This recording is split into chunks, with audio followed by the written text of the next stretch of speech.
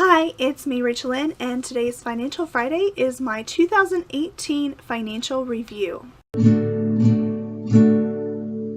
So I have been planning on doing a review of how I was doing financially this year for quite some time, but I just found out that there is actually a collab video of this very similar thing going around right now in the debt-free community here on YouTube. And so even though I am not officially part of that collab, here is my financial review, my wins, my fails. I'm calling it the good and the bad for 2018. First of all, I'm going to start with the bad, just because I like to rip that band-aid off, talk about all of the painful things, and then go into the good things and end on a good note. So first of all, one bad thing that happened this year financially was just realizing how much I was in debt. I figured out that I was $172,000 in debt. That does include about $100,000 in debt for my undergraduate degree, but my parents are covering that for me as promised when I entered college. But those loans are in my name, and so I do feel the weight and the pressure of that debt as my own, even though I am not fully paying that back myself. So when I look at the total amount, it is just overwhelming. And so coming to terms with that was definitely a bad thing, but it's kind of a good thing too, because you can't clean up a mess if you don't know how big it is. The next thing that I consider bad for this year financially is spending too much on my family trip when we went on the Bourbon Trail. So I spent a lot of money on little tiny souvenirs at each little stop that we went on the Bourbon Trail, all the different bourbon distilleries that we went to. I actually collect magnets from different places that I go.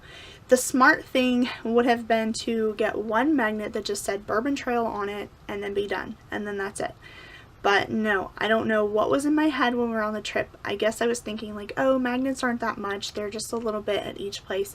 It's okay. I can spend it and it'll be fine. And I tried to get a magnet at every single place that we went. I had just happened to have a keychain from the first place that we went, because it kind of came in this little package of stuff that I got all together that included like a magnet and some sunglasses that I needed for the day, because I did not bring sunglasses with me on the first day, which that was a mistake.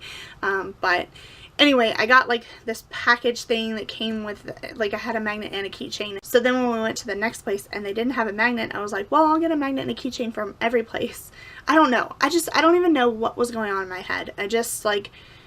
I thought, I'll get a magnet and a keychain. I don't even collect keychains, and I don't even like keychains on my regular keys, just because like they're cumbersome. Even just one is too cumbersome for me. I don't like keychains, but for some reason I had to buy one, and I spent a lot of extra money buying keychains and magnets at every place, and not every place had a keychain or a magnet, and so then I would buy something else that I could turn into and make into a keychain or a magnet, which I just think is like the most ridiculous thing.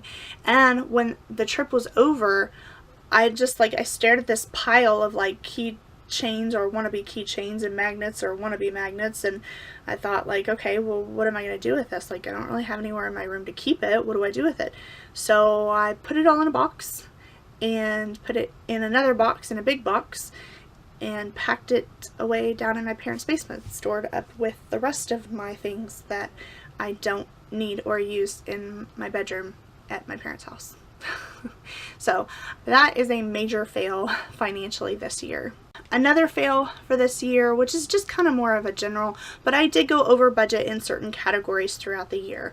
I did go way over budget when it comes to things for my classroom in July and August, and I do not actually completely regret that, but I have gone over budget in other areas, such as groceries from time to time, or spending money once or twice, and so those are definitely some fails. No matter how big or small, they are some fails that I would like to consider. Then the last major fail of the year is actually having a major car repair. I had to pay over $1,500 to have my car repaired when my timing belt went out.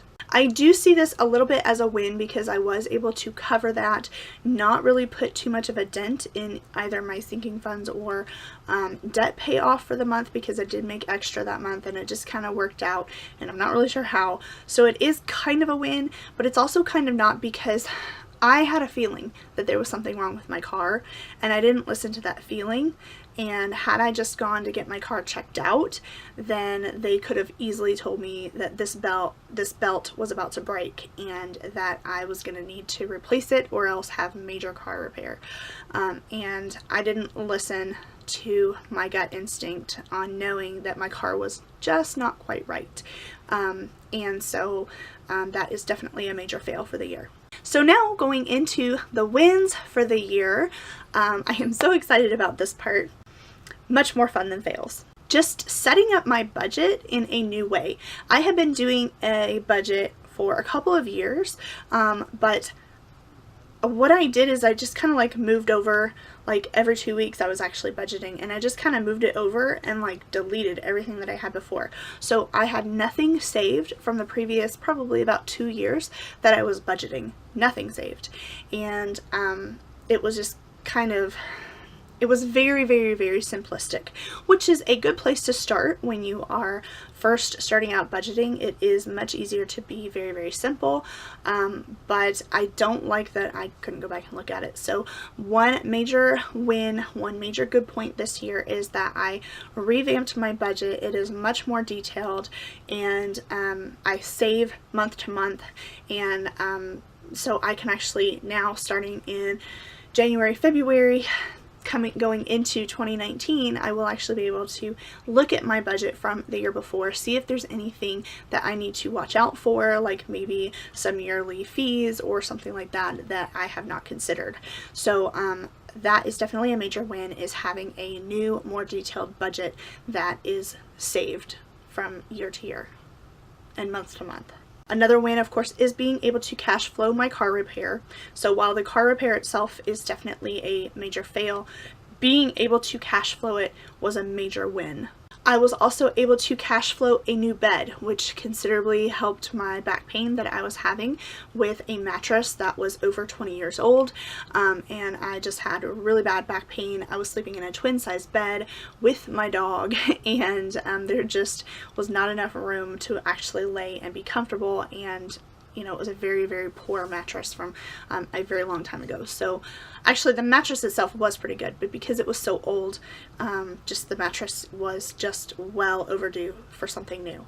And so I now have a full-size bed. My dog and I can fit in this bed comfortably, and my back pain is pretty much gone. So cash flowing it, definitely a major win. Another major win for the year, this is probably my most proudest and biggest accomplishment, and that is completing rehabilitation for my student loans, coming out of default, making it through, and just completing that program and being back in good standing and actually being able to pay all my student loans now and actually get rid of them once and for all.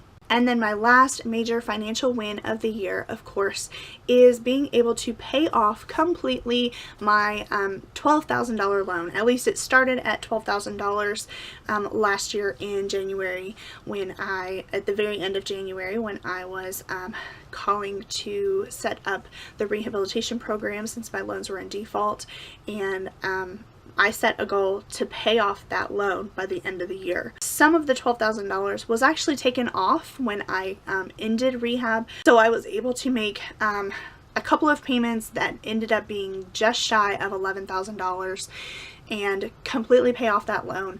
I still have a little bit more money that will go to another loan, and so I feel like I have met that $12,000 goal. And I am so excited that that has been accomplished, because that just feels so freeing to have one less student loan, one less payment, and just $12,000 less in debt, definitely. So that is another major, major win. So that is my 2018 financial review, the good and the bad. Let me know in the comments down below how your 2018 went, And also, don't forget to like this video for all those good things that I mentioned, and also subscribe if you are not already so that you can continue to watch me get out of my student loan debt. That's all I have for today. Thank you so much for watching, and I will see you in the next one. Bye.